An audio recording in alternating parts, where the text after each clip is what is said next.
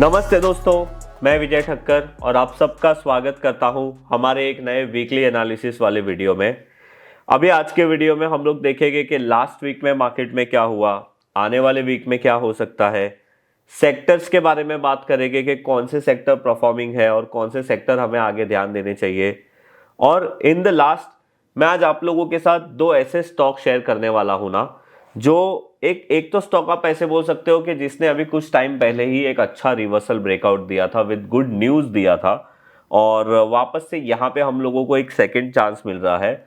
और एक स्टॉक जो मैं आप लोगों को शेयर करने वाला हूं ना, वो मैं आप लोगों को ये बताने की कोशिश करने वाला हूं कि कैसे कोई एक स्ट्रॉन्ग स्टॉक अपनी रैली कंटिन्यू करता है। और इसमें थोड़ा सा मैं आप लोगों को फंडामेंटल क्यों इंपॉर्टेंट है वो भी आप लोगों को बताऊंगा, जिससे आप लोगों को पता चले कि कभी अगर हमारे पास कोई एक ऐसा स्टॉक अगर हमारे पोर्टफोलियो में होता है तो वो हमारे पोर्टफोलियो का पूरा साइज चेंज कर सकता है।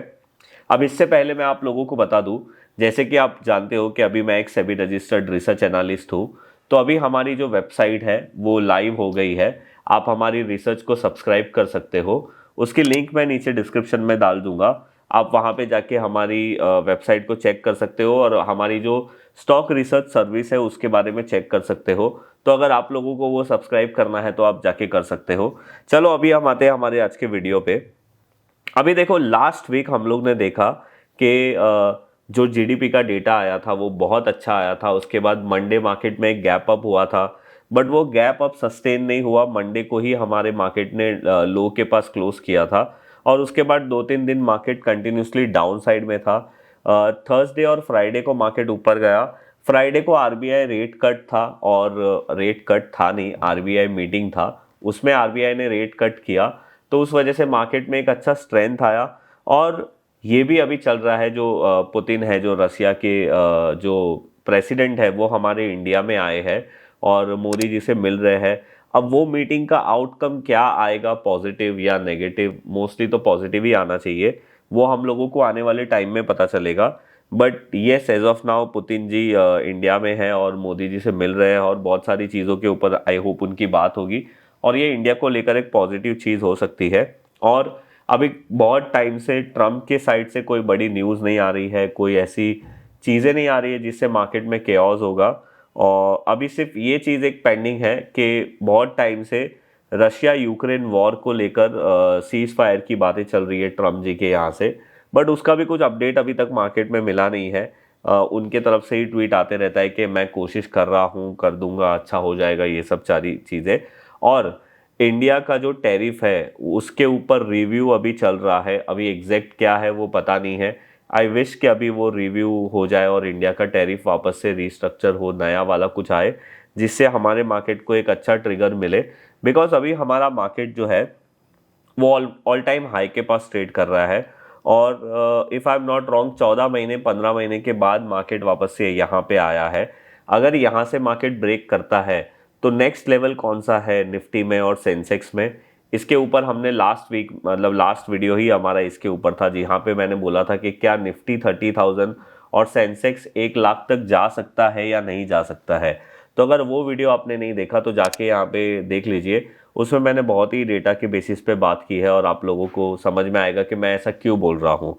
तो चलो अभी हम लोग चार्ट में जाते हैं और देखते हैं कि अभी मार्केट क्या है और आगे क्या हो सकता है। अब आप देखो, यहाँ पे निफ्टी का चार्ट देख रहे हो। निफ्टी मंथली टाइम फ्रेम पे ऑलमोस्ट ऑल टाइम हाई के पास ट्रेड कर रहा है। वीकली टाइम फ्रेम पे मैंने जैसे आपको बताया कि मंथ की, मतलब ये वीक की शुरुआत तो पॉजिटिव हुई थी। अगर आप इसको देखोगे तो इसका ओपन हाई ये वीक का सेम था, विच वॉज 26,325.80। उसके बाद मार्केट अच्छा खासा नीचे आया था। बट अगर आप यहाँ पे देखोगे लास्ट 2 दिन में, स्पेशली आज आरबीआई का इवेंट था तो उसके वजह से मार्केट ऊपर आया, रेट कट हुआ इसके वजह से। तो ओवरऑल क्लोजिंग अभी भी मार्केट की ठीक आई है। मैं आप लोगों को अभी भी यही बोलूँगा, जब तक 25,318 लेवल इंटैक्ट है तब तक मार्केट, हम बोल सकते हैं कि अभी भी मार्केट एक पॉजिटिव ट्रेंड में चल रहा है। अभी अगर आप यहाँ पे देखोगे तो ये अपना बैंक निफ्टी का चार्ट है। और बैंक निफ्टी को अगर आप देखोगे, bank Nifty already all time high पे है, यहाँ पे आ गया था 53,888 के ऊपर। फिर बैंक निफ्टी ने भी यहाँ पे एक स्विंग हाई बनाया। अभी बैंक निफ्टी वो स्विंग हाई को ब्रेक करके, विच वॉज 57,630, उसके ऊपर ट्रेड कर रहा है। तो बैंक निफ्टी भी स्ट्रांग है। बैंक निफ्टी का जो अभी इम्पोर्टेंट सपोर्ट है वो है 57,600 से लेके 57,200। तो देखो ओवरऑल बैंकिंग एंड फाइनेंशियल जो सेक्टर है वो मार्केट में ज़्यादा स्ट्रांग है, और कंपेयर टू निफ्टी अभी ज़्यादा स्ट्रांग है ऐसे बोल सकते हैं। और आपने देखा ही होगा कि जो mid and small cap bank वाले स्टॉक है उनमें भी अच्छी खासी रैली आई है। तो ये सेक्टर पे ऑब्वियसली आप लोगों का ध्यान होना चाहिए। अभी एक बार हम लोग है ना सेक्टर्स को देख लेते हैं। आप यहाँ पे देखो लास्ट वीक में IT was the highest gainer अगर आप वीक वाइज परफॉर्मेंस की बात करोगे तो। और जो मिड एंड स्मॉल आईटी वाले हैं वो भी स्टॉक उसके ऊपर थे। फिर जो अपना जो डिजिटल सेक्टर है इंडिया डिजिटल वो ऊपर था। उसके बाद ऑटो, मेटल और फिर प्राइवेट बैंक। बट अगर हम लास्ट मंथ की बात करें तो या अभी यहाँ पे मंथ में भी आईटी और mid and small cap IT वाले आ गए हैं। तो जो एक बैंकिंग, फाइनेंशियल और पीएसयू बैंक की रैली चल रही थी ना, तो देखो अगर आप यहाँ पे देखोगे ना पीएसयू बैंक जो बहुत टाइम से एक आउट परफॉर्मिंग सेक्टर था वो अभी फिलहाल टॉप 10 अंडर परफॉर्मिंग सेक्टर की लिस्ट में आया है। बट मैं आप लोगों को यहाँ पे एक बात बता देता हूँ, अगर आप पीएसयू बैंक का चार्ट देखोगे तो वो लॉन्ग टर्म में बहुत ही पॉजिटिव है। अभी एक आध वीक के लिए या 2 वीक के लिए वो किसी और सेक्टर से अंडर परफॉर्म कर सकता है। जैसे आप यहाँ पे देखो लास्ट वीक में पीएसयू बैंक ने ऑलमोस्ट 1.5% का फॉल दिया है, जबकि आईटी सेक्टर ने 3.5% का अपसाइड मूव दिया है। तो ऑब्वियसली वो हिसाब से आईटी सेक्टर परफॉर्मिंग आ जाता है। बट हाँ, आप ये चीज़ को ध्यान में रख सकते हो कि लास्ट मंथ में जो आउट परफॉर्मिंग सेक्टर थे उसको भी अपनी वॉच लिस्ट में रखो, और ये मंथ में जो सेक्टर अच्छे बन रहे हैं उसको भी हमारी वॉच लिस्ट में रखेंगे, जिससे हमें एक अच्छे कॉम्बिनेशंस ऑफ स्टॉक मिले। फॉर एग्जांपल अगर किसी स्टॉक ने एक अच्छी रैली ली है तो वो थोड़ा सा वहाँ पे कूल डाउन करेगा, तो वो ऑटोमेटिकली सेक्टर परफॉर्मेंस से नीचे चले जाएंगे वो स्टॉक, और जो स्टॉक अभी परफॉर्म कर रहे हैं वो दिखेंगे। तो वो मैं आप लोगों को समझाने की कोशिश कर रहा हूँ। और यहाँ पे हमारा एज अ ट्रेडर या इन्वेस्टर ये काम होता है कि हमें लॉन्ग टर्म और शॉर्ट टर्म में कौन से सेक्टर चल रहे हैं उसके ऊपर हमारा ध्यान होना चाहिए। अभी हम आते हैं हमारे अदर फैक्टर एनालिसिस के ऊपर। तो आप यहाँ पे देखो लास्ट वीक में एफआईएस ने फर्स्ट 4 डेज तो सेलिंग ही की है। जिस दिन मैं ये वीडियो बना रहा हूँ वो फ्राइडे है, और मैं जब ये वीडियो बना रहा हूँ तब तक एफआईएस का डेटा आया नहीं है, तो मेरे पास उसका एक्चुअल ये नहीं है फ्राइडे को क्या हुआ, एफआईएस ने सेलिंग किया या बाइंग किया। वो आप लोग मुझे नीचे कमेंट्स में बता दीजिए। बट लास्ट के जो 4 दिन थे, फर्स्ट वीक के जो 4 दिन थे उसमें एफआईएस ने सेलिंग की है, और ये एक मेजर कंसर्न है। आप देखो मैं हर बार ये चीज़ को बोलता हूँ, जब तक एफआईएस की बाइंग नहीं आएगी ना हमारे मार्केट में एक पॉजिटिव ट्रेंड नहीं आएगा। ये आना बहुत ज़्यादा ज़रूरी है। डॉलर इंडेक्स को देखेंगे तो 99 के आसपास है। इंडिया विक्स, अच्छी बात है कि इंडिया विक्स नीचे आया है, 10.31 हो गया है। क्रूड ऑयल $59.58 के आसपास ट्रेड कर रहा है। यूएसडी आईएनआर अभी ऑलमोस्ट हमारा 89.93 है। अच्छी बात है ना, अभी 90 राउंड फिगर हो गया है तो आप लोगों को कैलकुलेशन करने में प्रॉब्लम नहीं आएगी। वैसे मैं मजाक कर रहा हूँ, ये अच्छी बात नहीं है हमारे कंट्री के लिए, बट क्या करें, ये हमारे कंट्रोल में भी तो नहीं है। चलो अभी हम बात करते हैं आज के हमारे स्टॉक्स के बारे में। और मैं आप लोगों को यहाँ पे जो दिखाने वाला हूँ ना, आप लोग प्लीज़ ये चीज़ को हमेशा ध्यान रखो कि जो भी स्टॉक या जो भी चीज़ें मैं यहाँ पे आप लोगों के साथ शेयर करता हूँ ना, वो कोई भी बाइंग या सेलिंग रिकमेंडेशन नहीं होती है। मैं सिर्फ आप लोगों को प्राइस एक्शन एनालिसिस के बेसिस पे क्या चल रहा है स्टॉक में, क्या यहाँ पे एक्टिविटी हो रही है वो समझाने की कोशिश कर रहा हूँ। तो ये चीज़ आप ध्यान में ज़रूर रखना। अभी देखो जो हमारा पहला स्टॉक है वो है आरबीएल बैंक। अभी आप यहाँ पे देख सकते हो कि रिसेंटली ये जो अगर आप देख रहे हो ये मंथली चार्ट है, रिसेंटली एक बहुत ही स्ट्रॉन्ग मंथली कैंडल से आरबीएल बैंक में एक ब्रेकआउट हुआ था। और ये ब्रेकआउट अगर आप देखोगे कोविड के हाई के बाद हुआ था। वैसे ये कोविड से पहले ही गिर रहा था दिसंबर 2019 से। अगर आप ऐसा ऐसा यहाँ पे देखोगे तो ये भी एक लेवल पे रेजिस्टेंस ही आता है 380 के आसपास। बट आप यहाँ पे देख सकते हो ये स्टॉक में कभी भी रैली नहीं आई थी आईपीओ के बाद। ये ऑलमोस्ट आईपीओ इसका आया था 2016 में। उसके बाद ये स्टॉक ने बहुत अच्छी रैली ली थी 2016 से लेके 2019 तक। ये स्टॉक 280 वाला ऑलमोस्ट 700 हो गया था। मुझे आज भी याद है, बहुत सारे लोग इसको नेक्स्ट एचडीएफसी बैंक बोलते थे। और देखो वहाँ से क्या हुआ ना, 2019 से ये स्टॉक गिरा, और गिरा भी तो कितना गिरा, ये ऑलमोस्ट नीचे में इसने कोविड में जो लो बनाया था वो था 85%, और ये जो रिसेंट इसका जो लो था वो था ऑलमोस्ट 90%। बट यहाँ पे गिरने के बाद ये स्टॉक ने यहाँ पे बड़ा बेस बनाया, और रिसेंटली ये स्टॉक में लास्ट मंथ में एक बड़ा ब्रेकआउट आया है। अभी आप लोगों को याद ही होगा, कोई बाहर की कोई कंपनी थी जिसने ये बैंक में स्टेक लिया है, मेजर स्टेक, मैं भूल रहा हूँ वो, आई थिंक कोई दुबई या वहाँ की कोई की साइड की कंट्री थी, उसने लिया है। बट बात ये है कि जब ये स्टॉक में ब्रेकआउट आया था, देखो यहाँ पे ऑलमोस्ट 290 के आसपास, मैं एक बार यहाँ पे दिखाता हूँ, यस 300 के आसपास। उसके बाद ये स्टॉक नॉन स्टॉप 330 गया था। तब तो समझो यहाँ पे हमारा रिस्क रिवॉर्ड इतना अच्छा नहीं बैठ रहा था। बट रिसेंटली ये वीक में ये स्टॉक ने अपने ब्रेकआउट को रीटेस्ट किया है, और वापस से यहाँ पे अपने पॉजिटिव रिजेक्शन दिखा रहा है। तो आप ये स्टॉक को ध्यान रख सकते हो। अभी भी देखो ये स्टॉक में ये जो ब्रेकआउट है ना, ये मोस्टली फेल होगा अगर ये 260 लेवल ब्रेक करता है, या फिर ये 250 लेवल ब्रेक करता है। मैं आप लोगों को मंथली चार्ट दिखाता हूँ तो ज़्यादा आइडिया आएगा। जो ब्रेकआउट के पहले का स्विंग लो था ना, वीकली में बहुत क्लियरली विजिबल है, जो ब्रेकआउट के पहले का स्विंग लो था, अगर वो ब्रेक होता है तो इसका ट्रेंड हम बोल सकते हैं कि इनवैलिड हो जाएगा। अदरवाइज अगर आप यहाँ पे देखोगे मंथली टाइम फ्रेम पे इसने ट्रेंड चेंज किया है। इसका नेक्स्ट रेजिस्टेंस जैसे मैंने आप लोगों को बताया, एक तो ये 280 है, इसके पास रेजिस्टेंस के बहुत सारे क्लस्टर है, उसके बाद 400 है, और उसके बाद सीधा इसका नेक्स्ट रेजिस्टेंस 660 के आसपास का है। तो आप ये चीज़ को ध्यान रख सकते हो।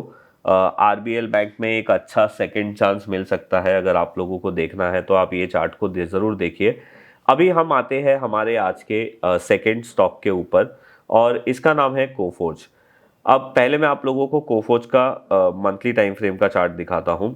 आप यहाँ पे देखो, ये स्टॉक है ना, कंटिन्यूसली एक अप ट्रेंड में ही चल रहा है, एक higher high higher low formation बनाते हुए कंटिन्यूसली चल रहा था। बट अभी रिसेंटली अगर आप यहाँ पे देखोगे ना, तो ये स्टॉक पिछले कुछ टाइम से अटक गया है। इसने अपने हायर हाई का फॉर्मेशन वापस से स्टार्ट मतलब कंटिन्यू नहीं किया था। और वो कब हुआ था, आप यहाँ पे देख सकते हो, इसने जो हाई बनाया था वो बनाया था दिसंबर 2024 में। उसके बाद ये स्टॉक ने जुलाई 2025 में अटेम्प्ट किया था, बट ब्रेकआउट नहीं हुआ, और उसके बाद फिर H1B1 की न्यूज़ की भी बात आ गई, उसके बाद ये नीचे गिरा।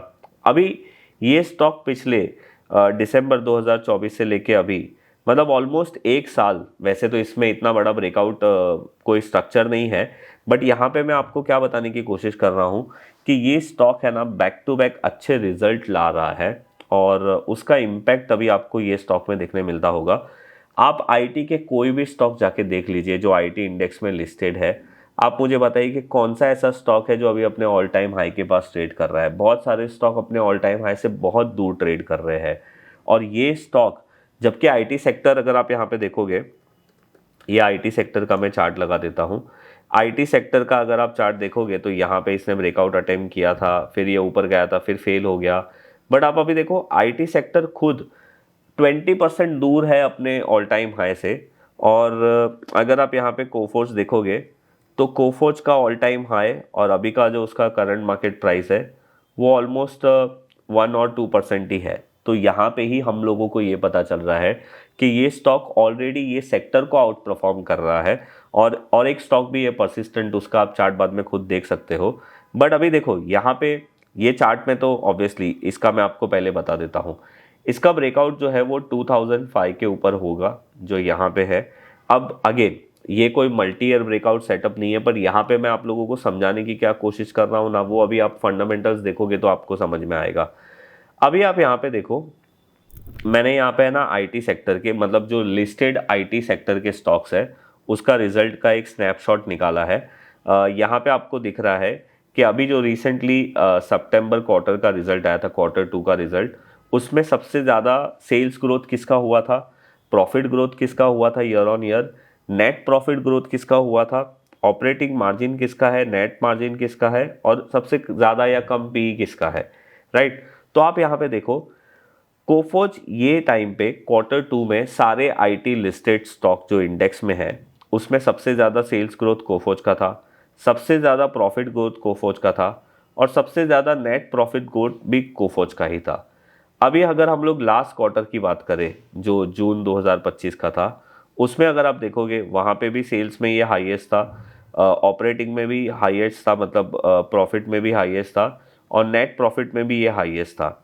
एक बार उसके पहले का भी देख लेते हैं मार्च का। तो देखो मार्च में ये सेल्स में हाईएस्ट था, मतलब प्रॉफिट में ये नहीं था, इवन इसका नेट प्रॉफिट में भी ये नहीं था। बट पिछले दो अगर आप यहाँ पे देखेंगे तो यस ये प्रॉफिट ग्रोथ में था, बट लास्ट टाइम इसका इतना नहीं हुआ था। और अगर यहाँ पे नेट प्रॉफिट में भी देखेंगे तो ये वहाँ पे 11% था। तो मतलब लास्ट दो क्वार्टर से ये बहुत ही अच्छा परफॉर्म कर रहा है फंडामेंटल बेसिस पे भी, और वो इसके प्राइस पे हम लोगों को डायरेक्टली देखने मिल रहा है। तो देखो ऑब्वियसली अगर ये किसी एक क्वार्टर में खराब परफॉर्मेंस करेगा तो इसका स्टॉक प्राइस वापस गिर जाएगा। बट मैं आप लोगों को समझाने की ये कोशिश कर रहा हूँ कि अगर कोई स्टॉक में ये दोनों पैरामीटर मैच होते हैं, टेक्निकल और फंडामेंटल, तो उसमें हमारा जो स्ट्रेंथ है ना होल्ड करने का, या हमारा जो बिलीफ है वो और ज़्यादा बढ़ जाएगा। तो ऑब्वियसली ये स्टॉक आप अपने ध्यान में रखिए। अभी तक इसने ब्रेकआउट नहीं किया है, बट ये स्टॉक 2005 के ऊपर ब्रेकआउट करेगा, उसके बाद इसकी रियल रैली आप बोल सकते हो चालू होगी। अब इसमें अपसाइड पॉसिबिलिटी इतनी ज़्यादा नहीं होगी, जैसे कि इसका जो रेंज है वो यहाँ पे इतना ही है। तो अगर आप ये रेंज कैलकुलेशन करके अपसाइड में डालोगे तो आप देखोगे इसकी अपसाइड पॉसिबिलिटी ऑलमोस्ट 2800 की आ रही है।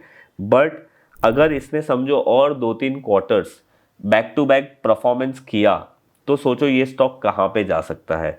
तो ये स्टॉक में ऑब्वियसली आप लोगों को टेक्निकल लेवल पे भी ध्यान देना है और फंडामेंटल लेवल पे भी ध्यान देना है। और आरबीएल के बारे में मुझे जो आप लोगों को बताना था वो मैंने बता दिया। इसके अलावा जो लास्ट वीडियो में मैंने आप लोगों के साथ स्टॉक शेयर किए थे आप उसको भी देख सकते हो, वो भी सारे अच्छे हैं। और ऐसे डल मार्केट में, जब मार्केट में जनरली अभी मिड कैप और स्मॉल कैप में ज़्यादा मूवमेंट नहीं है, तो ऐसे डल मार्केट में हमारा काम है स्टॉक्स को स्कैन करना और जितने हो सके उतने चार्ट देख के समझना कि कहाँ पे अच्छी पॉसिबिलिटी बन रही है और कहाँ पे नहीं बन रही है। तो बस ये था हमारा आज का ये वीडियो। आई होप हमारा वीडियो आप लोगों को अच्छा लगा होगा। अगर अच्छा लगा है तो लाइक करो। आपको जो भी ये वीडियो में समझ में आया है या जो भी अच्छा लगा है, बुरा लगा है, आप नीचे कमेंट करके ज़रूर बता दीजिए। और हाँ, अगर आपको हमारी रिसर्च की सर्विस अगर आपको सब्सक्राइब करनी है तो हमारी वेबसाइट में जाके देख लेना, उसकी लिंक मैं नीचे डिस्क्रिप्शन में दे दूँगा। और अगर आपने हमारे चैनल को सब्सक्राइब नहीं किया है तो सब्सक्राइब ज़रूर करिए। मैं मिलूँगा आप लोगों को ऐसे ही कोई नेक्स्ट वीडियो में, तब तक के लिए बाय बाय।